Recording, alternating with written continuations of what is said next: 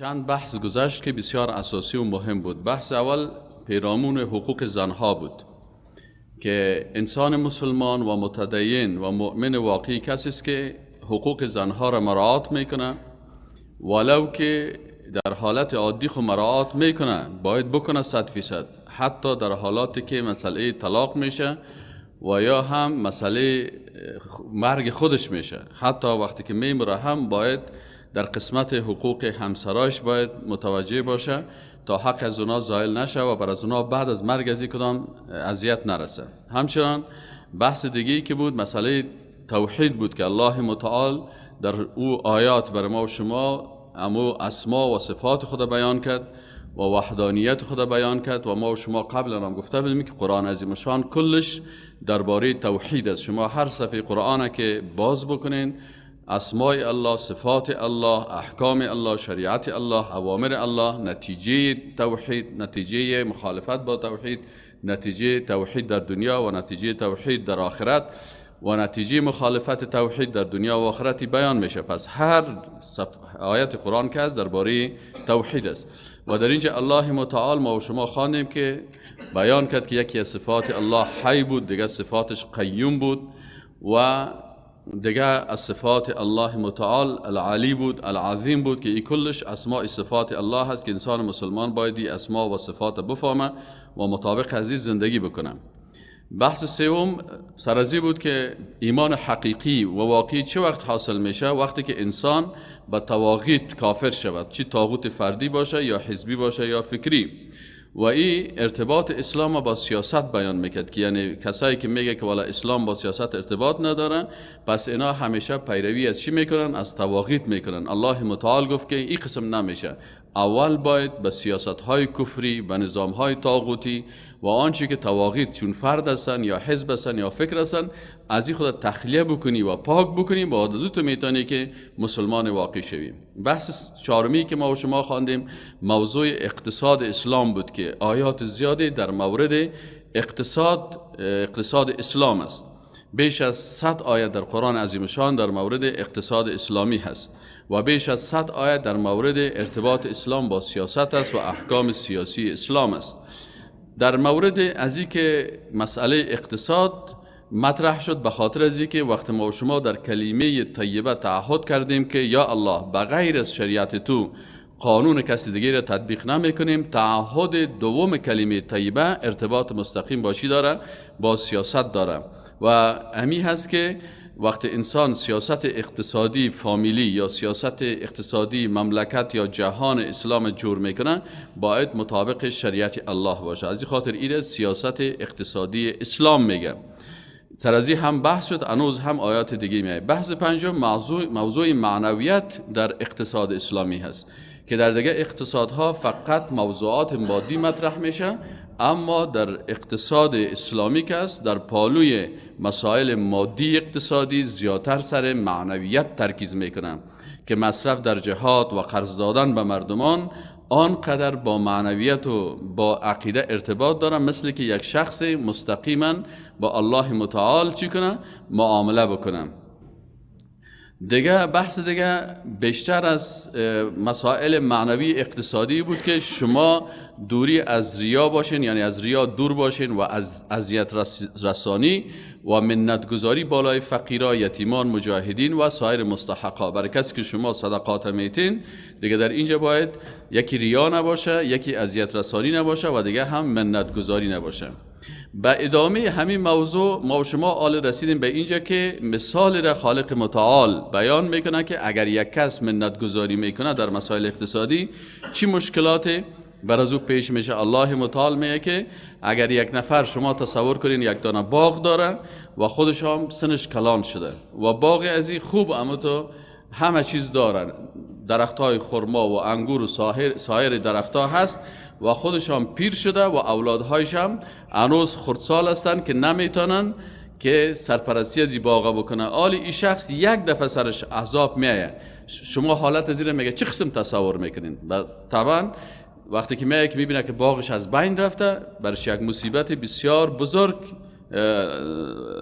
با یک مصیبت بسیار بزرگ روبرو میشه. الله متعال میگه، اما تو مثال بیان میکنه، میگه این مثل کسی است که خوب اعمال میکنه، مصرف میکنه، نفقه میکنه، پول خود مصرف میکنه، مثل ازی که یک باغ بسیار بزرگ آباد کرده باشه، لکن اینمی باغ خود با چی از بین میبره؟ با منتگذاری و اذیت رسانی به امو مستحقین. این آیت شریف این موضوع را ادامه میده. اعوذ بالله من الشیطان الرجیم، بسم الله الرحمن الرحیم.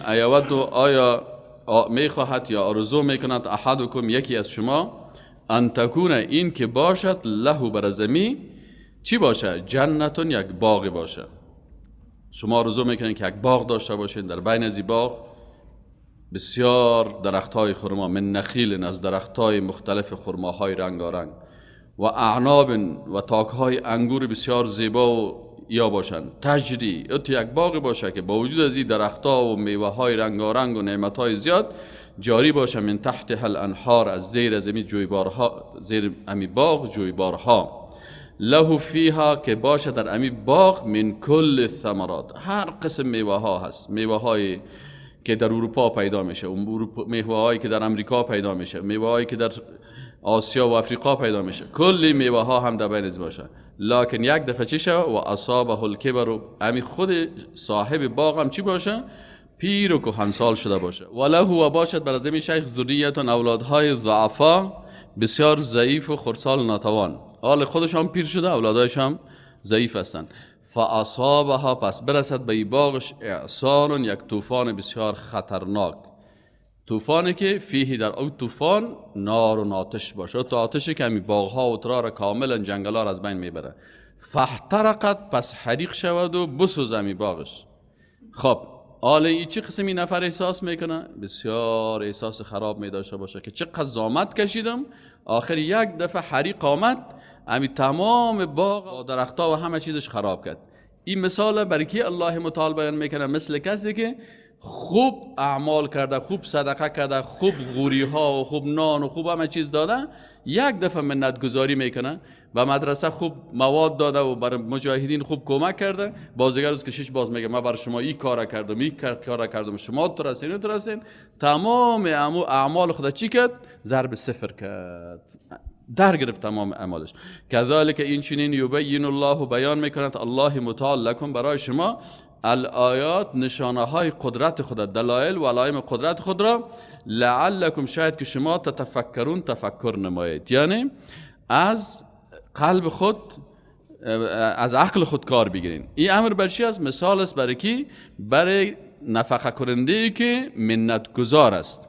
ببینید که الله متعال چه قسم در قرآن عظیم شان از چی بیان میکنه؟ بدی منت گزاری و ضرر رساندن است. انسان وقتی که انفاق میکنه نباید برای کسایی که نفقه میتی، نباید برای خانمت منت گذاری بکنی، نباید برای اولادایت منت گذاری بکنی، نباید برای مجاهدین منت گذاری بکنی، نه برای یتیم و مدرسه و فقیر و مسکینی که کمک میکنی تو باز برای اونها چی کنی؟ منت گذاری بکنی. فقط بگی ما به خاطر رضایت الله کردیم.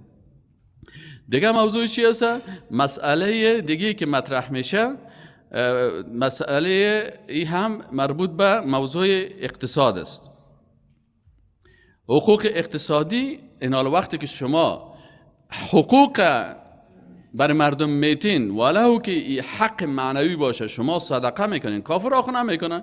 کافر آخو مثلا پیسه پیدا میکنن و مثلا میگه چه قسم ما پیسه پیدا کنیم و چه قسمی رو ذخیره کنیم و چه قسم از این منفعت بگیریم. این اقتصاد کفری هست. اقتصاد اسلامی هست که در اموال مسلمان ها الله متعال میگه برای فقیر و مسکین و مستحقین و مجاهدین یا چی هست، یک حق را باید داشته باشین. آل در اینمی مالی که به حساب معنویت میتی برای فقرا و مساکین و مستحقینش میتی و یا پول زکات میتی و صدقات مثلا دوامدار میکنی یا صدقه جاریه میکنی یا صدقه موقت میکنی، در اینجا هم الله متعال میگه اتو نشه که باز در صدقاتتان برین، ولی برای زکات میتم. دکاندارایی که تکه فروش است بعضی اوقات سعی کنیم تکه های تلپته که هیچ کس رو نمیخره، اما تکای تلپته بیار که برای زکات به فقیرا بدیم. تکر هیچ کس نمیخره، بازور با نرخ متر 100 روپیه اگه در بازار بکشه متر 30 روپیه هم کسی رو نمیخره. این کارا نکنین. یا مثلا در گوسفندا کس همون لنگ و لاش و خراب و کپ و کورش او رو ببر برای صدقه بدی. در لباسایت خوب و جمپر که پوشیدی که چند تاش داغ پیدا کرد و پیوندی شد و تکت تکت شد کس نمیپوشه، بازی رو بگی برای یک فقیر بده. نه، الله متعال میگه که شما که مؤمن هستین، یا ایها الذین آمنوا، ای مؤمنان، انفقوا، نفقه بکنید، مصرف بکنید برای الله، من طیبات، از پاکی ها، ما کسبتم، آنچه که شما کسب کردین، یعنی اموال پاک، حلال و خوب.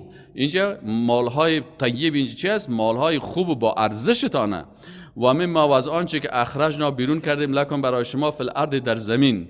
یعنی اگر از منابع زمین شما هر چیز میگیرین، گندم است، جواری هست و یا معادن است، هر چی که است، شما اما بهترین های از اونا را چی کنین؟ بهترین های از اونا را در راه الله نفقه بکنین. ولا تیممو، تیمم در لغت به معنای قصد است، شما قصد میکنین. ولا تیممو، و قصد نکنین در وقتی که نفقه میکنین به فقرا و مساکین و مجاهدین میتین، الخبیث، اموال بی ارزشن، منه از آن، تنفقون، نفقه میکنین، مصرف میکنین چیزهای بی ارزش را که ولستم بآخذیه، در حالی که اگر کس برای خود شما بده باز خودتان او را نمیگیرین. ولستم بآخذیه، اگر در وقت تعامل برای خودتان امی تکر بتن، امی مال بتن، امی حیوان بتن، امی چیز برتان بده، باز اگر کس برای خودتان بده باز میگه چی را برای من دادی؟ مال خراب دادی، بدل دادی، بی ارزش دادی، تاریخ تیر شده را دادی. اینا نکنین. از این معلوم می شود که مصرف مال حرام منفعت نداره. این حال بسیاری کسا مال حرام مصرف میکنن. از این آیاتتون معلوم میشه که مال حرام اگر نفقه بکنی که مال طیب نباشه، الله رسول الله صلی میگه ان الله طیب، الله پاک است، لا یقبل، قبول نمیکنه، الا طیبا، مگر مال چی نه؟ مال پاکه. پس کسی که از حرام نفقه میکنه الله متعال هیچ را قبول نمیکنه و حتی عبادتی که با حرام باشه الله او را قبول نمیکنه. ان الله طیب، الله پاک است، لا یقبل الا طیبا. فهمیدین؟ پس ایناله اگر یک کسی، حالا یک کس برسال میکنه، یک کسی مثلا مال حرام خورده، سود گرفته، رشوت گرفته، مالای حرام گرفته، پیشش زیاد شده و باطل خورده، حالا این توبه میکنه. توبه از چه قسم است؟ ایناله باید اگر ایره گرفته با اختیار از این شخص، مثلا آمده از پیش از مردکه بیچاره به زور گرفته یا به رشوت گرفته یا به هر شکل، ایناله چی کنه؟ باید ایره پس مالش بر از او بده، باز توبهش قبول میشه. بعضی کساس چی میکنه؟ خوب یک چند لک خورده، خوب خانه به دلار و به چیز خانه جور کرده از حرام و خوب مالای حرام داره و خوب موتر حرام داره، باز حالا توبه میکنه و خوب عبادت میکنه. میگه نه، این قسم نمیشه. اگر تو توبه کردی باید اون مال بر از اون نفر چی کنی؟ بگردانی. اگر زنده بود برای خودش بتی، اگر نبود به وارثش بتی، اگر خودش هم نبود وارثش هم نمیشناختی به بیت المال مسلمان ها بتی، اگر باز بیت المال مسلمان ها هم نبود تو نمیتونستی، باز اونمو پول برو در راه الله صدقه بکو که ثواب از او بر از او شخص داده شوه و تو از این مال حرام چی پیدا بکنی؟ نجات پیدا بکنی. بنام از او صدقه بکو، چرا بر از او حلال است بر تو صدقه نمیشه، چرا بر تو حرام است. بنام از او صدقه بکو تا که چی شوه؟ تا ای که الله متعال باز تو را ببخشه. و مما اخرجنا لكم من الارض ولا تیمموا، و قصد نکنید الخبیث، اموال ناچیز و بی ارزش منه از آن، تنفقونه که مصرف میکنین، ولستم بآخذی، در حالی که اگر برای خودتان داده شوه خودتان او را نمیگیرین. متوجه هستین؟ الا ان تغمضوا، مگر ای که چشم پوشی بکنین فیه، در آن. اگر چشم پوشی بکنین را میگیرین، اما اگر صادقانه بخواین معامله کنین باز اون مال خودتان نمیگیرین. میگم ایره چی کنم؟ و علموا، و بدانین ان الله، یقینا که الله به مال شما، به نفقه شما، به زکات شما، به صدقات شما به هیچ نیاز نداره، لکن الله متعال شما را امتحان میکنه. الله متعال در توحید اسماء و صفات دو اسم خدا بیان میکنه. و دو اسم کدام یکی است؟ الغنی و الحمید. اینجا چی میگه؟ ان الله، باید واعلموا، و خوب بدانین، عقیده داشته باشین، ان الله، یقینا که الله متعال که است، غنیون، بسیار غنی هست، بی نیاز است، نیازی به شما نداره، حمیدون، بسیار دارای حمد و ثنا و صفت است. حمید میشه حمید هم به معنای حامد ترجمه شود، هم به معنای محمود. یعنی الله متعال محمود است، این واضح هست که حمد کرده میشه، الحمدلله رب العالمین، تمام ثنا و صفت بر از او است، توحید زبانی. و حمید به معنای حامد چی؟ که یعنی الله متعال توصیف میکنه کی را؟ انسان هایی که با الله صداقت دارن. بسیاری جای است که الله متعال توصیف کرده نبیین، صدیقین، شهدا، صالحین، اولیاء الله، اینا را کلشان الله متعال چی کرده؟ توصیف کرده. خب یعنی الله متعال غنی هست که در حالی که غنی است. یک کسی میگه غنی و حمید. غنی یعنی الله متعال غنی هست و بی‌نیاز است، محتاج کسی دیگه نیست. و حمید است، دارای خودش حمد کرده شده هست. ملائکه، انبیا، شجر، نبات، آسمان ها، زمین، هر چیزی که در جهان است به حمد و ثنا و صفت الله، حمد و ثنا و صفت الله را میکنه. حالا که هر دو صفت غنی و حمید یک جای شد چی معنا میشه؟ معنایش میشه که بعضی کسا غنی هستن لکن خوب مردم نیستن. الله متعال در حالی که غنی هست باز محمود هم است، یعنی غنیه که تمام صفات عالی بر از او هست. این موضوعات اعتقادی قوی هست که در اسما و صفات الله انسان باید بفهمه، متوجه باشه. و علتی که یهودی‌ها لعنت الله بالایشان نازل شد که صفات الله را تغییر میدادن. انسانای کافر صفات الله را تغییر میدن، با تغییر دادن صفات الله برای الله بیادبی میشن. باز یهودی‌ها چی میگفتن؟ میگفتن ان الله فقیر، العیاذ بالله، میگفتن الله فقیر است و نحن اغنیا، ما غنی هستیم. الله متعال میگه که الله که از غنی و حمید است. یهودی‌ها با این عقیدهشان کافر شدن و هر کسی که این عقیده را داشته باشه سر از او لعنت الله نازل میشه. دیگه موضوع دیگه که هست فرق از بین چی؟ شیطان شما را به چی گپ ها میکشه؟ اگر شما صدقه جاریه میکنین، مصرف میکنین، در راه دین پولتان مصرف میکنین، فوراً شیطان می و مانع میشه. این عادت شیطان است، چی شیطان انسانی باشه چی شیطان جنی باشه. الله متعال میگه از شیطان که است که رانده شده هست، مرجوم است. ای چی عادت داره؟ یعدکم، شما را وعد میتم. یعنی چی است؟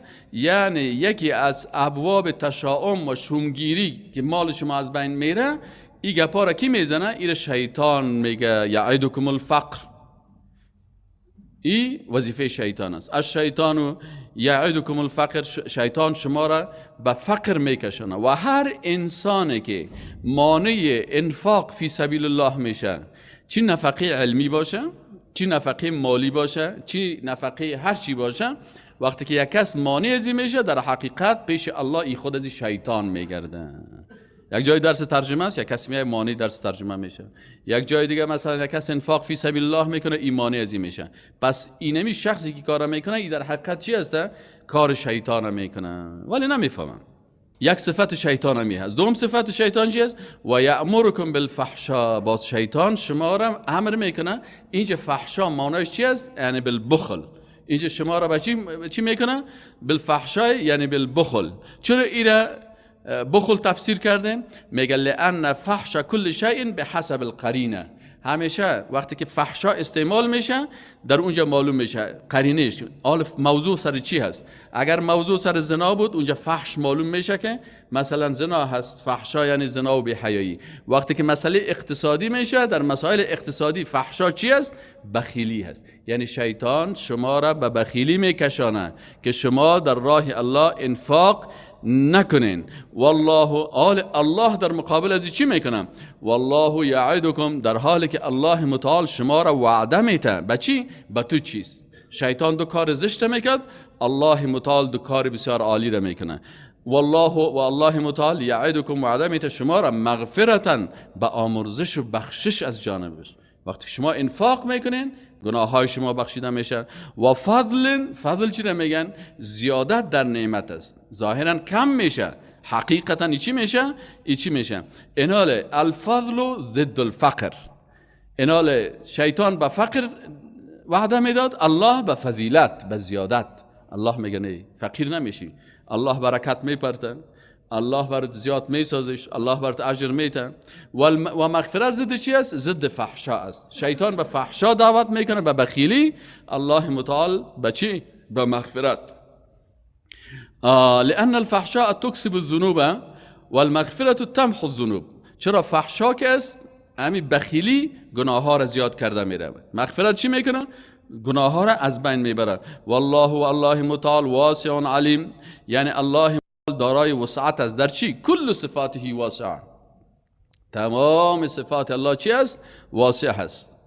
متوجه هستین؟ وقتی که میگیم الواسع، چی معنی الواسع؟ یکی از اسماء، توحید اسماء و صفات الله هست. در اینجا باید چه قسم ایمان داشته باشی؟ فعلمه واسع و سمعه، علمش واسع هست، بینشش واسع هست، بصرش واسع هست، قدرتش واسع هست و تمام صفات الله واسع هستند و علیم، بسیار عالم است. این دو توحید از توحید اسماء و صفات.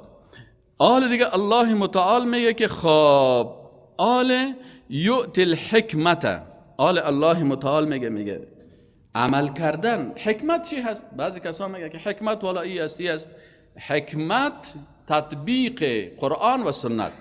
اگر قرآن و سنت فهمیدی و مطابق قرآن و سنت عمل کردی، واقعا تو انسان با حکمت هستی. خود حکمت علما چی میگن؟ میگه وضع الاشیاء فی مواضع اللائقه بها. میگه حکمت چی است؟ گذاشتن چیزها در مواضعی که لایق است. یعنی هر چیز در جایش بیتی. حال تو میخوای شریعت الله را تطبیق بکنی، شریعت الله را از فلسفه میگیری، از منطق میگیری، از اختلافات میگیری، از گپهای مردم میگیری، و یا شریعت الله از کلام الله و سنت رسول الله صلی الله علیه و سلم گرفته میشه. خب این حال میگه جاهل کس از او حکمت نمیه، انسان بیعقل از او حکمت نمیه. پس الله متعال میگه اگر بر کسی این حکمت داده شد، یؤتی الحکمت، این حکمت از جانب الله داده میشه. تو اخلاص داشته باش، الله تو را حکمت میده. الله متعال میگه یؤتی میدهد، کی میده؟ الله میده. الحکمت، حکمت را بر کی؟ من یشاء، هر کسی را که بخواه. یعنی قبولی کار الله است. همیشه باید بگیم یا الله مرا قبول بکن، مرا توفیق نصیب بکن که من با قرآن و سنت متمسک شوم. چرا شیطان هر کار میمانه بکنی، امی دو چیزا نیمانیده. نیمانه که با قرآن و سنت رو بیاری، مخالفت میکنه با قرآن و سنت. در هر درس بری اجازت میده، تشویقت میکنه. در درس قرآن و سنت که بشینی، با امرات شیطان انسانی و جندی مخالفت میکنه. الله متعال میگه یؤتی الحکمت من یشاء و من یؤت الحکمت، و برای هر کسی که حکمت داده شد که هر چیز مطابق اونمو جایش جاگزین میکنه، شریعت الله را از کتاب الله و سنت رسول الله صلی الله علیه و سلم میگیره، پس فقط اوتی خیرا کثیرا، برازی بسیار خیر زیاد داده شده. و ما یذکر، و این سخن نمیفهمه الا مگر کی میفهمه؟ اولو الالباب، انسان هایی که دارای قلب سلیم هستن، قلب سالم دارن. انسان هایی که قلب مریض دارن، بازوا ایگپا را قبول کردنش سر از اونا بسیار مشکل است. عالم الله متعال از چی صحبت میکنه؟ از توحید در نظر، توحید در عبادت. یکی از بخش‌های توحید چی است؟ توحید در انفاق و توحید در نظر است. وقتی که نفقه میکنی نیتت 100% برای الله باشه. نظر میکنی فقط باید این عبادت مخصوص الله بگیری. این حال ما و شما مثلا در بسیاری جای ببینید نظرهای مختلف است. نظر به آسمان و نظر به مهتاب و نظر بهار است و نظر خزان است و نظر فلانی شخص است و نظر ولی است و نظر پیغمبر است. این کل شرک است در توحید در نظر. الله متعال میگه و ما انفقتم، و آنچه را که شما مصرف میکنین، من نفقه، از مصارف و نفقه ها، او نظرتم، یا نظر میکنین، من نظر، از کدام نظر؟ یعنی در توحید عبادت نظری. توحید عبادت است که یک بخش از توحید عبادت چی است؟ عبادت نظر است. نظر یک عبادت است و تخصیص ازو به الله متعال توحید در عبادت است. و نظر گرفتن به نام مخلوق شرک در نظر است، شرک در عبادت است. فان الله، پس یقینا که الله متعال یعلمه، را میفهمه که شما برای کی نظر گرفتین، به نام کی گرفتین. آیا شما توحید مراد کردین یا شما در شرک مبتلا شدین؟ و مال الظالمین، و نیست برای ظالمان من انصار، هیچ نصرت کننده و کمک کننده. این تبدو، اگر شما با آشکار بتهین از صدقات، صدقه هایتان را، اگر شما این مال را که نفقه میکنین اگر آشکارا بر مردم بتین، فنعم ماهی، این خوب کار است. و این تخفوها، لکن اگر شما امی مال صدقه را مخفی و پنهان بتین که ریاکاری نشده و تؤتوها، و بتین ایره الفقراء، و فقیران. چرا که صدقه که هست، خیرات که هست، این حق کی است؟ حق فقیر است. حال در افغانستان حق یتیم سوخته. حق بیوه سوخته، حق غریب و مسکین سوخته و در روز قیامت الله متعال میبینی که دستهای فقرا در یخن اغنیا هست. مشکلشان چی است؟ که اغنیا که هستن مال فقیرم یا خورده میرن. حتی بسیاری از علما حق یتیم و بیوه و مسکین خورده میرن در حالی که خودش خوب غنی هستن و در روز قیامت باز اینمی فقیرها مسکنن. فقیر کافر میشه، مثلا یتیم باز کافر برش دار لایتام جور میکنه، صدقات جاریه نیست، کمک نیست، مدارس سقوط میکنه. علت کلش چی است؟ علت کلش چی است که چرا ای پیسه دار صدقه خدا خیرات خدا بر از این پیسه دار پخته میکنه، باز پیسه دارا میخوره، دیگر روزی پیسه دار پدرش مرد، باز تا 40 دیگه کی خورده میره؟ همین تمام حقی که باید برای مسکین و فقیر باشه اینو چی میکنه؟ با اون پیسه دارا و اترا میدن. حتی زکات هم بسیاری وقتا که سیل کنی، یک نفر مثلا ببینید در خارج زکات میکشه، باز زکات اخنایم برای به یک مدرسه بده، برای یک مردم فقیر بده، برای یک بیوه بده، باز قامت از اونجا فلانی آمده، خب چی آورده؟ والا یک $5000 زکات خدا آورده. اوه ماشاءالله چقدر خوب آدم است. باز برای کی میده؟ هر کس که برش نان کرد دیگه. باز خانه از که میمان شد باز $300 برای شما، $500 برای شما. خب زکات کسی انما الصدقات للفقراء والمساکین. یا گفتن که نه، صدقات برای چی است؟ برای سیال بخشی است، به قومای پیسه‌دار است، به میلیونرها هست. اینه الله متعال میگه اگر همین صدقات برای فقرا شود، از این خاطر یکی از مفسران میگه که ان الصدقه لا تعتبر حتی یوصلها الی الفقیر. میگه هیچ این صدقه و خیرات اعتبار نداره، ارزش نداره تا وقتی که این به دست فقیر نرسیده باشه. این صدقات دیگه که میکنه هیچ میگه پیش الله ارزش نداره. چرا؟ میگه چرا که الله متعال اینجا گفته که و تؤتوها و بدهد آن را برای کی؟ به الفقراء. فهو پس امی کار که است خیر لکم، بهتر از برای شما منفعت میره. و یکفر و الله متعال در مقابل اینمی صدقاتی که برای فقرا میتین باز چی میکنه؟ کفاره اینجا چی رو میگه؟ و یکفر عنکم من سیئاتکم، باز میبخشه در مقابل ازی امی صدقاتی که شما بر فقرا رساندید، باز من سیئاتکم از گناه های شما. از این خاطر رسول الله صلی الله علیه و سلم میگه که الصدقه تطفئ الخطیئه، میگه صدقه که است حد گناه ها را خاموش میکنه، آتش گناه را، کما یطفئ الماء النار، امی قسم که میگه آب آتش خاموش میکنه. و صلات الرجل فی جوف اللیل، همچنان نماز یک شخص در نیمه شب.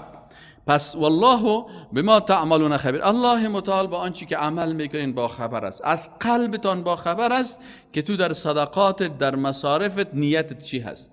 آیا نیتت الله هست؟ نیت یکی نیت توحیدی هست، یکی نیت شرکی هست. نیت توحیدی است که او را در قرآن اخلاص میگه که 100% به خاطر رضایت الله باشه، این نیت توحیدی میگن.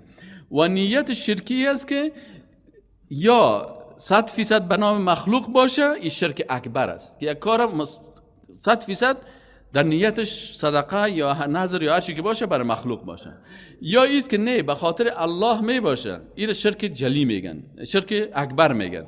باز نیت که دو شرک می باشه با سه قسم است، یکی شرک اکبر است، یکی شرک اصغر است و یکی شرک خفی هست. شرک اکبر در نیت چی است که 100% در نیتش مخلوق باشه. شرک اصغر چی هست که به خاطر رضایت الله میکنه لکن ریا در بین ازو میکنه. و شرک خفی همی است که انسان نمیفهمه دیگه. بعضی اوقات ببینی که مثل رسول الله صلی الله علیه و آله شرک خفی است، مثل دبیب النمل وارث، مثل مرچکای خرد است، در جان داخل میشه. پس کوشش کن که نیتت 100% به خاطر رضایت الله بکنی که توحید نیت حاصل شود. وقتی که توحید نیت 100% حاصل شد، باز شرک هم خفی، هم اکبرش، هم اصغرش و هم خفیش کلش چی میشه؟ از بین میره.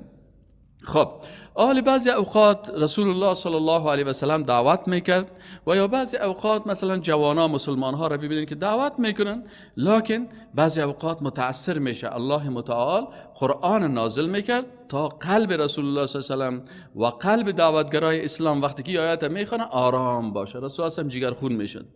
الله متعال برشان گفت که ای رسول الله صلی الله علیه و سلم، این کسایی که تو برشان دین میرسانی باز اونا هدایت نمیشن و قبول نمیکنن، این وظیفه تو نیست هدایتشان، هدایت کار الله هست. متوجه هستین؟ وظیفه پیغمبر چی است؟ وظیفه پیغمبر تبلیغ است. پس از این خاطر علما میگن که یکی هدایت ارشادی هست که ارشاد میکنی، وعظ میکنی، تبلیغ میکنی، کار رسول الله صلی الله علیه و آله است. و هدایت توفیقی که او را الله توفیق ایمان و اعمال صالحه میده، این کار الله هست. امیر الله متعال در آیت شریف میگه لیس علیک، نیست بالای تو ای رسول الله صلی الله علیه و سلم، و نیست بالای تو هر انسانی که تو قرآن میخوانی، هداهم هدایت از اینا.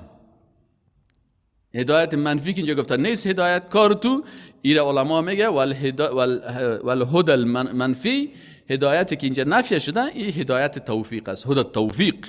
اما هدایت بیان و ارشاد و تبلیغ است، باز این وظیفه پیغمبر است که هدایت دیگه میگه یا ایها الرسول بلغ، تو تبلیغ کو برسان. لیس علیک، بالای تو نیست چی؟ هداهم هدایت کردن از اینا، یعنی وظیفه تو نیست که تو اینا را چی کنی؟ هدایتشان کنی، هدایت توفیق بدی. ولکن الله متعال سبحانه و تعالی یهدی هدایت میکند من یشاء، و هر کسی را که بخواهد. و ما تنفقوا، و هر آنچه را که شما نفقه کنید، من خیر از اموال خوب، فلانفسکم، پس این خاص منفعتش برای نفس های شما هست. وقتی که شما نفقه میکنین پشت از این نگردین که والا من نفقه کردم فلان از من تشکری نکرد، فلان توصیف نکرد. نه پشت از این گپا نگردین. وقتی که شما نفقه میکنین این برای نفس شما هست. و ما تنفقون، و شما نفقه نمیکنین، شما که مؤمن هستین، عقیده توحید میفهمین، الا مگر ابتغاء به هدف به دست آوردن وجه الله، روی الله، یعنی شما این کار میکنین به خاطر الله میکنین. اینجا کلمه وجه که برای الله استعمال شده، یعنی شما هر کاری که میکنین به خاطر رضایت ذات الله هست. متوجه هستین؟ و وقتی کلمه وجه را الله بر خود استعمال کرده، ما میگیم که بینمی کلمه وجه که در قرآن آمده ایمان داریم، کیفیتش نمیفهمیم، میگیم که وجه الله و ید الله و استوای الله کلش امو قسم است که به جلال و عظمت الله شایسته هست، مثل ما واره نیست. با مخلوقات را تشبیه نمی کنیم و تعویل هم نمی کنیم. متوجه هستین؟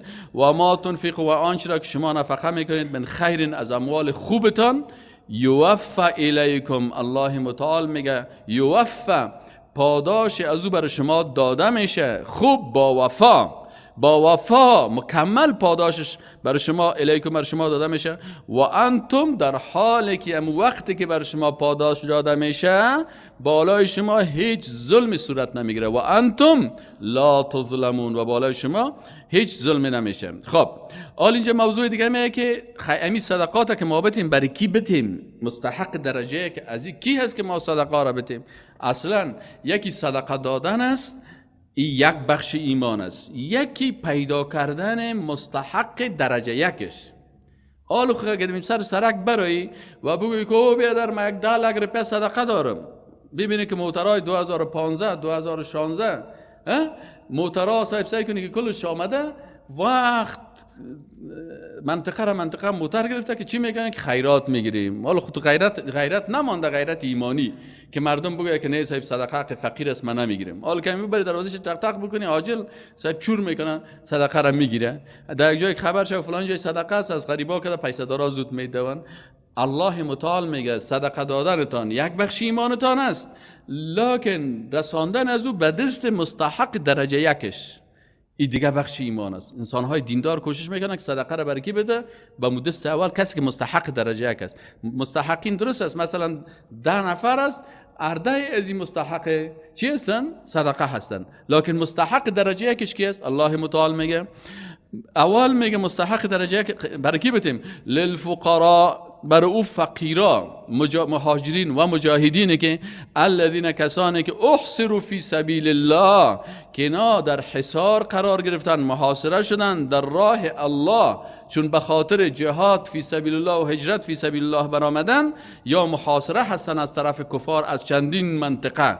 پس دست یک اول صدقه حق از ایناست. اگر تو مسلمان حقیقی هستی باید به دست از اینا برسانی. لا یستطیعون، که اینا نمیتونن ضربا سفرهای تجارتی یا کاری، فی الارض، در زمین، یحسبهم، اقدر باز اینا ظاهرا استغنا دارن همین مردمایی که واقعا در راه الله برآمده‌اند که یحسبهم الجاهل اغنیا، که باز مردم جاهل وقتی که شما برین یک انسان سائل کنین که واقعا مجاهد حقیقی هست، بازو از کس نه خیرات میطلبه نه به کس سر خود خم میکنه و اما هفته ها گرسنه میمونه، لکن لباس خود جور میکنه، سر وضعیت خود جور میکنه. ایره چی است؟ مردم های جاهل بازو رو چی فکر میکنن؟ اغنیا فکر میکنن، میگه یعنی بسیار غنی هستن. من التعفف، چرا مردم میره چی میگه؟ به خاطر عفت و پاکدامنی. چرا مردمایی که عفت و پاکدامنی ندارن، غرور و ایمان قوی ندارن، بازیا دیگه گدایگری میکنن و مردم هم کم میگیرن، میگه یعنی این قسم نیستن، هیچ از پیش کس به زبان خود نمیخوان. چرا؟ عفت دارن از سوالگری و گدایی. تعرفهم، اگر تو باز قوت ایمانی داشته باشی، اینجا باز ایمان کار است. یکی چشم است، یکی چشم قلب است. با چشم روی اگه سیل کنی او را پولدار احساس میکنی، اگر با چشم قلبت سیل کنی، با ایمان تو را سیل کنی، باز تعریف هم باز رو تو میگه مشناسی. به سیما هم به چهره هایشان لا یسالون الناس، میگه سوال نمیکنن از مردم، گدایی نمیکنن، سوالگری و گدایی نمیکنن. الناس از مردم، الحافا، همین مستحقین درجه یک، الحافا به خاطر حفظ آبروی خود. اینجا از لحاف گرفته شده. لیاف خب شما لحاف در فارسی ما شما لیاف میگیم، یکی کمپل است یکی لیاف است. میگم فقیرا که است و کسایی که حیا ندارن بازوت مردم ما کم میگیره، مثل که سرش لیاف انداخته باشی، نه شخ محکمت میگیره که پرتو خیرات بتی بر ما بتی که ما چطور هستم. یا که هستن مستحقین درجه یک، یا ای کار نمیکنن به خاطر حفظ آبروی خود، هیچ وقت آبروی خود از بین نمیبرن و مردم بسیار اصرار نمیکنن. الحاف یعنی اصرار بسیار زیاد، مثل که یک نفر سر یک کسی جال انداخته باشه یا لیاف انداخته باشه. و ما تنفقوا، و هر آنچه را که شما نفقه میکنید، من خیر، سعی کنید خیر چی است؟ اموال حلال. در قرآن اصطلاح خیر برش آمده، یعنی در سیاست اقتصادی اسلامی مال که مشروع به اسمه او مال خوب است. این مال خیر انسان باید داشته باشه، مسلمان داشته باشه. الله متعال میگه وقتی که شما این مال که خیر است، خوب است، ایره شما از این نفقه میگه، فان الله، پس یقینا که الله متعال به علیم، توحید اسماء و صفات، یقینا الله متعال عالم است، با خبر است آنچه که شما میکنین. الذين، کسانی که ينفقون، نفقه میکنن، اموالهم، مالهایشان را، باللیل، در شب، و النهار، در روز، سرا، به شکل سری و مخفی و پوشیده، و علانیتا، و یا هم به شکل علنی و آشکارا، فلهم، الله متعال میگه پس هست بر از اینا اجرشان ثابت است عند ربهم، به نزد پروردگارشان. اینال وقتی که اینا کسایی که به خاطر دین الله مصرف میکنه، الله متعال اینا را از امراض نفسی و سایکولوژی، از مرضهای روانی اینا را الله حفظ میکنه. فلا خوف، باز بر از اینا هیچ ترس نمی باشه، ولا هم یحزنون، جگرخون هم نمی باشه. کی جگرخون می باشه؟ انسان هایی که مال داره لکن از زوال از این مال می ترسه تمام روز که الان مال ما دز نبره، الان اختطافچی نبره، الان چطور نشه. اما کسی که از مال خود حق الله را میته، صدقات جاریه دارم، مدارس دارم، دارالایتاما را آباد میکنه، مال خودم مصرف میکنه، باز الله متعال میگه فلا خوف علیهم ولا هم یحزنون. یک روز یک کس اختطاف شده بود، مرا گفت استاد همین در افغانستان اختطاف زیاد است. من گفتم من در کشور عربی رفتم، اونا را که دیدم تجارایی که $1,000,000 داشتن و چند میلیون داشتن و میلیارد داشتن، باز اینا هر سال چی میکردن؟ میگفت ما $50,000 از این به فلانی دارالایتام میتیم، به فلانی مکتب میتیم، به فلانی مدرسه میتیم. میفتیم چرا این کار شما میکنین؟ گفت به خاطر ازی که وقتی ما این فی سبیل الله بکشیم، این مکتبا و دارالایتام ها و مکتبای اولادای غریب و مدارس دینی و ترا که زیاد شد، این اطفال مثلا در دارالایتام ها درس میخوانن، درس که خان صنف 12 میشه، پانتون میخوانه، بالاخره بر خود کار پیدا میکنه، باز اختطاف چی نمیشه. در افغانستان چی گپ است؟ بچه پیسه‌دار مکتب میره و درس میخونه، بچه غریب لغت میخوره، بالاخره یتیم و غریب و فقیر و اسپندی عقده‌مند میشه. وقتی که جوان شد چی میشه؟ اختطاف چی میشه. بازی که آمد از دست که بازی بسیار عقده‌ای شده، بازی تجاره که ظالمه که برازی حقش نداده، دارالایتام نساخته، مدرسه نساخته، کمک نکرده، باز چی میشه؟ باز امی تجاره آنقدر زدن میته که باز یک دفعه برش میگه نه بابا او وقت 50,000 خلاص میشی، آل تا که 5 میلیون نتی 5 میلیونشان میگیره، بازشان مشکنانه، دندانایشان مشکنانه، خوب گوشتشان برش میبره. پس این چی است؟ الله متعال میگه که کسایی که انفاق فی سبیل الله میکنن، ایره باز علمایی که در کشورهای عربی و کشورهای اسلامی، بعضی کشورهایی که اینا قرآن فهمیدن، باز میگه کسی که انفاق میکنه از اون میلیون ها پیسه خود مدرسه و دارالایتام میگپا را ساختن، باز فلا خوف علیهم، خیر ببینین، فلا خوف علیهم، پس خوف نیست علیهم بالایشان، ولا هم یحزنون، و بالای از اینا جگرخونی هم نیست. آل موضوع دیگر میگه که بعضی کسا هستن که سود میخورن. سود هم چه قسم میخورن؟ سود رنگ شده. یکی سود است که مثلا در بانک ها مثلا 5% علنی اعلان میکنه، 7% اعلان میکنه، اینی سودخور هستن. بعضی سودهای دیگه هستن که مثلا راههای چلای دیگه رو بر جور کنه. اینی خانه رو مثلا کرایش 20,000 است، مثلا 2 لک میتم، باز کرایش 1,000 باشه، باز برازی چل جور میکنه. برای سود و سودخوری و گپای تو راه ها رو جور کردن. قرضه های کوچک است و قرضه های طویل مدت است و فلان است و فلان است.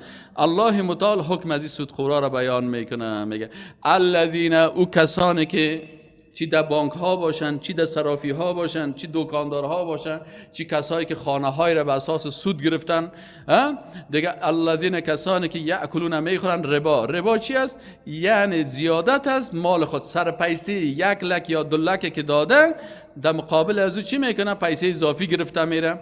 لا یقومون، میگه این سود خوراک هستن، در روز قیامت نمیخیزن الا مگر کما یقومو، اتو مثل استاد شدن کی؟ مثل استاد شدن در روز قیامت، میگه یا آن قدر سرگردان و وضعیتشان خراب میباشه، کما یقوم الذی یتخبط الشیطان، میگه مثل کسی که استاده شود در حالی که او را جن زده. شما بعض جاها دیده باشین که یگان تا را مرگی گرفته باشه، یگان تا را دیده باشی که مثلا اون را جن گرفته باشه، جن زده شده باشه. بازی را که ببینید که بر سلوتک میزنه و خیزک میزنه و دست میزنه و پای میزنه، در اینترنت تصویرایشان هست. واره که شما سائل کنین، باز از عین میگه سائل کن مثل دیوانه واره کلگک زده میره و پایک زده میره. انسان سودخور در روز قیامت آنقدر عذاب الله سر از نازل میشه و خطا میباشه که تمام بدن از یمت لرزیده میره، دستش میلرزه، پایش میلرزه، کلش میلرزه، متور خطا است که آل دیگه سر ما غضب الله نازل میشه. یا تخبط شیطان، مثل الذی یقوم استاد میشه، کما یقوم الذی، مثل که یک انسان که استاد میشه که یتخبطه الشیطان، کونار شیطان زده باشه. بعضی اوقات است بعضی کساست که شیطان در جسم از او داخل میشه و باز این شیطان اینمی زن به نام پریزن میگن، یا مرد به نام مرد میگه این فلانی نفر است این قصیده خوانده ایتو شده، بازی میخیزه تاویزای شرکی و کفری میته. مردم بازمی جنزدگی همی زن چی کس نه به نام پریزن میگه، بازی خودش شیطان برش میگه تو بخی یک زن پریزن در کشور عربی گیر کرده بودن، در افغانستان خودت معلوم نمیشه، منتها در کشورهای دیگه که هست بازی یک ذره جدی هست. او زن گرفته بودن، این کت خون مردار آیات قرآن نوشته میکرد، البته کت خون عادت ماهوار خود آیات قرآن نوشته میکرد به خاطر از اینکه شیطان خوشحال شود. اینه میگه اینی است. اما جنهایی که مسلمان هستن، مؤمن هستن، اونا کسی را اذیت نمیکنن، اونا بر کس ضرر نمیرسن. اما قسم اونا از الله میترسن مثل که ما و شما از الله میترسیم. پس اونجا جنهای مؤمن است مثل افراد مؤمن وارث. امی قسم که ما و شما بر رسول الله صلی الله علیه و ایمان داشتیم، جنهای مؤمن هم وقتی که قرآن شنیدن گفتن آمنا به، ما با قرآن چی کردیم؟ ایمان داریم. اینال الله متعال اونا را عزت میته و جنت و مغفرت بر از اونا میته، مثل که بر ما و شما عزت و جنت و مغفرت میته. اما جنهای کافر، در جنها هم کافر هست، منافق هست، مرتد است، مشرک هست.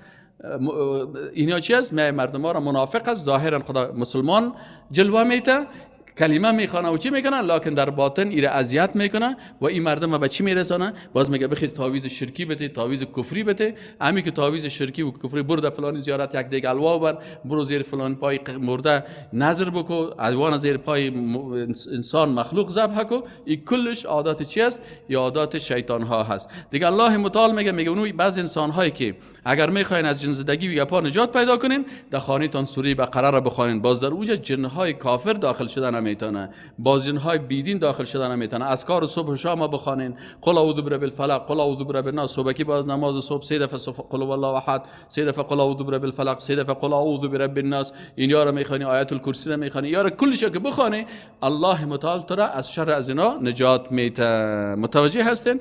اینا میگه کسایی که باز گمراه هستن و قرآن نمیفهمن و دین نمیفهمن و شیطان ها بالای از اینا ساتری میکنه، این کید شیطان کان ضعیفا. شیطان بسیار ضعیف است. این شیطان ضعیف در مقابل کی ضعیف است؟ در مقابل مؤمنی که عقیده توحید داشته باشه. اما در مقابل کسی که عقیده توحید نداشته باشه باز قوی هست. متوجه هستین؟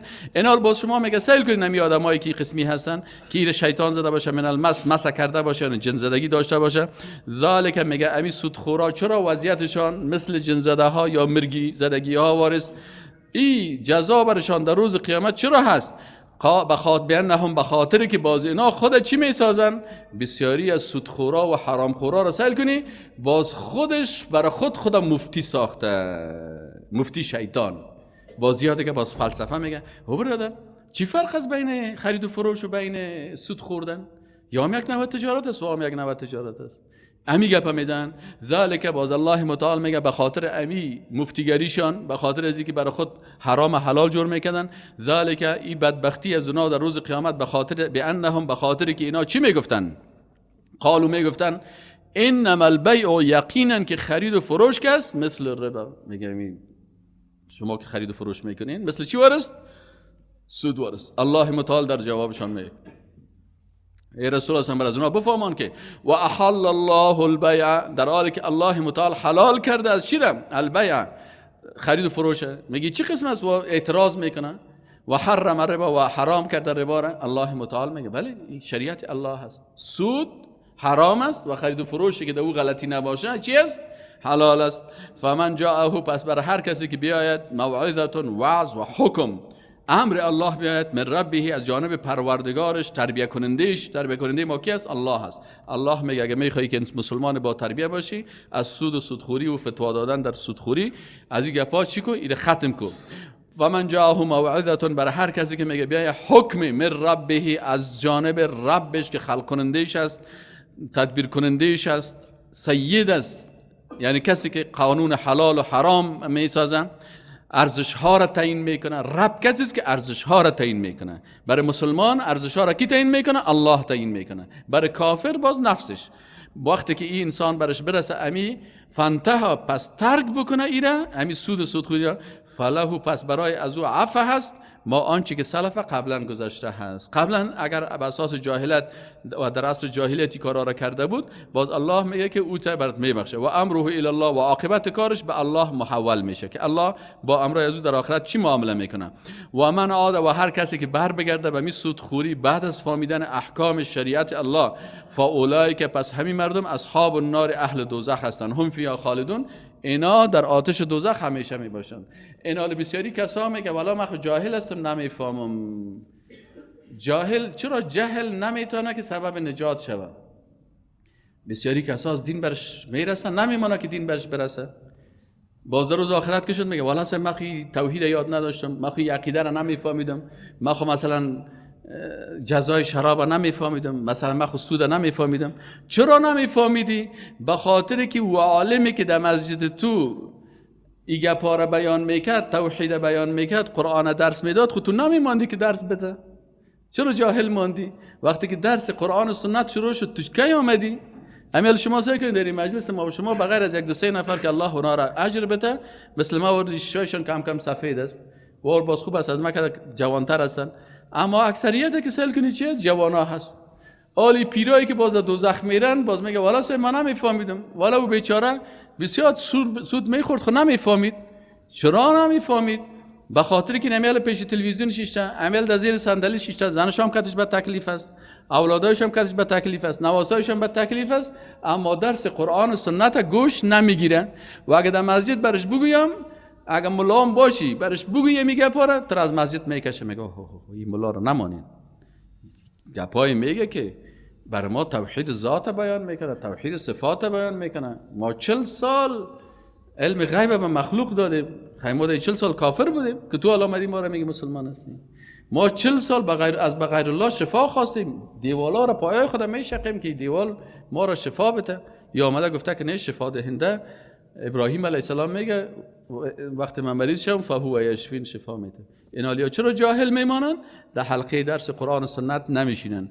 در مسجد وقتی که به نماز جمعه میره، عالمی که برشان گپ حق بگوین، او رو با چی میکنن؟ توهین و تحقیر میکنن. او رو سرش نامای رنگ میمانن، مثل که سر پیغمبر صلی الله علیه و سلم.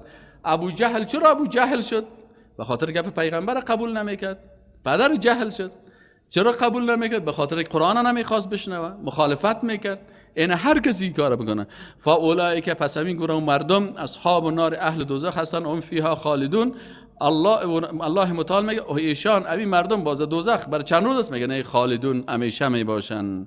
یمحق الله، آل شما اگر ظاهرا با چشم ظاهری تان سهل میکنین، یکی چشم روی است، چشم مادی، یکی چشم ایمانی هست که چشم قلب است. میگه اگر شما با چشم قلبتان سهل کنین، یمحق الله، ناقص میکنه. المحق به معنی الازاله. محق چی رو میگن؟ ازالت و از بین بردن است. یعنی الله متعال میگه که این ربار از سود الله زائل میکنه. یا زوال حسی هست یا زوال معنوی هست. زوال حسی چی است؟ که یک دفعه ببینی که یک بانک خوب همونطور رشد میکنه، یک دفعه عذاب الله سرش میاد، ببینی که رئیس بانک و پیسه های بانک کلش سقوط کرد. فلانی بانک چی شد؟ میگه تکه شد، صاحبش مفلس شد. یا ای که مثلا مال مرابی نه الله تلف میکنه. یا ای است که الله متعال زائل میکنه سوده، یعنی برکتی که در مال حلال است، این برکت از این میورداره.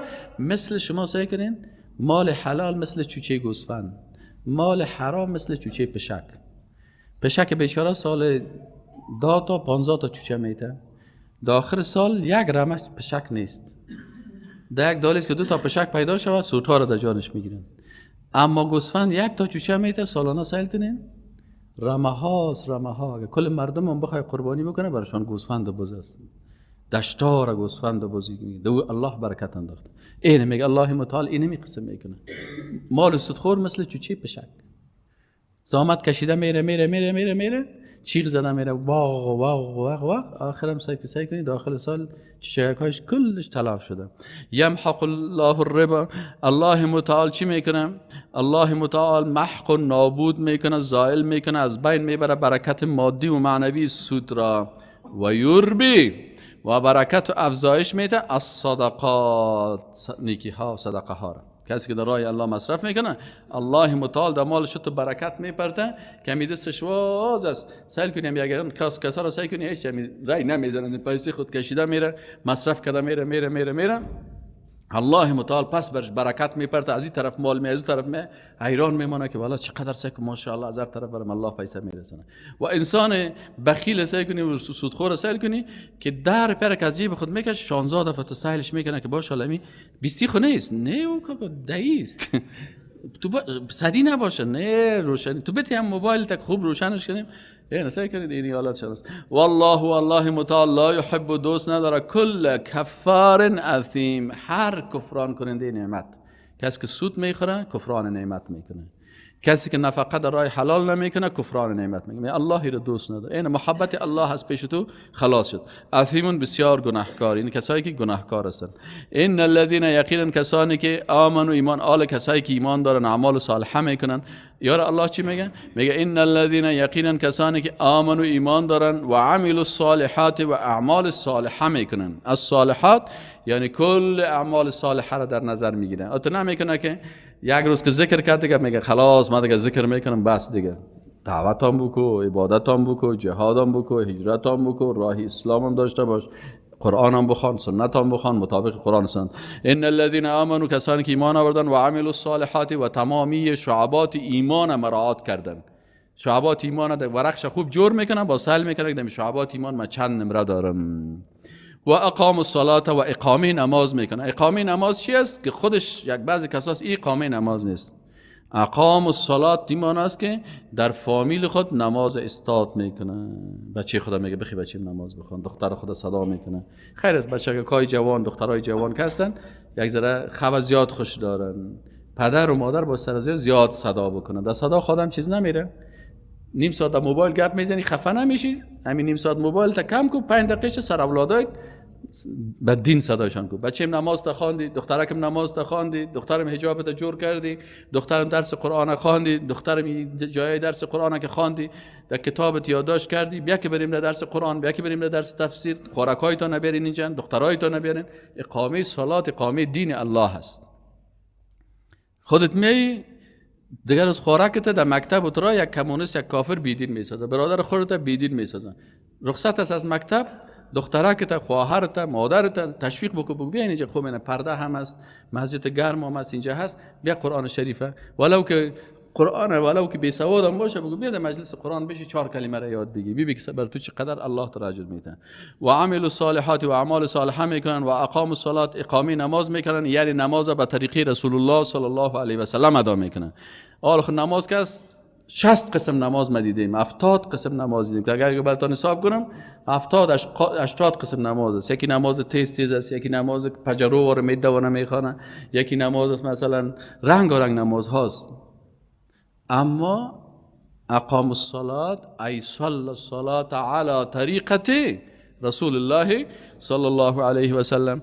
اینی کسانی که ان الذين یقینا کسانی که ایمان حقیقی آوردن و اعمال صالحه میکنن و اقامه نماز میکنن و آتوا الزکات و زکات مال خود میتن، لهم الله متعال میگه برشان است اجرهم عند ربهم، اجرشان به نزد پروردگارشان. اجرشان به نزد پروردگارشان چی است؟ که اینا از عذاب فکری و روانی و مادی و مالی نجات پیدا میکنن. ولا خوف و نیست ترس علیهم بالایشان ولا هم یحزنون و نه هم جگرخون باشن اینا.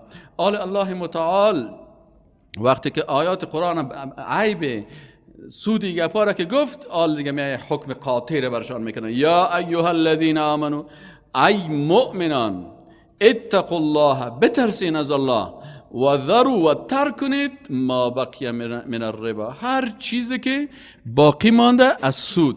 وقتی که الله متعال میگه یا ایها الذین آمنو، اینجا چی میکنه؟ اما لقب شرف مؤمنا را بیان میکنه. میگه شما که مؤمنای حقیقی هستین سود بیخی کاملا ترک کنین. چه قسم ترک کنین؟ اگر کامپیوتر کار هستی در بانک سودی ترکش بکو، اگر پیاده هم هستی ترک بکو، اگر مدیر هم هستی ترک بکو، اگر کارگر هم هستی ترک بکو. چرا؟ به خاطر از اینکه عبدالله ابن مسعود رضی الله عنهما چی میگن؟ میگه لعن رسول الله صلی الله علیه و سلم، لعنت کرده رسول الله صلی الله علیه و سلم آکل الربا، کسی که سود میخوره، و موکله، کسی که سود میدهد، و شاهده، و کسی که شهادت میده در سود. متوجه هستین؟ میخواد در بین ازا چغولی میکنه.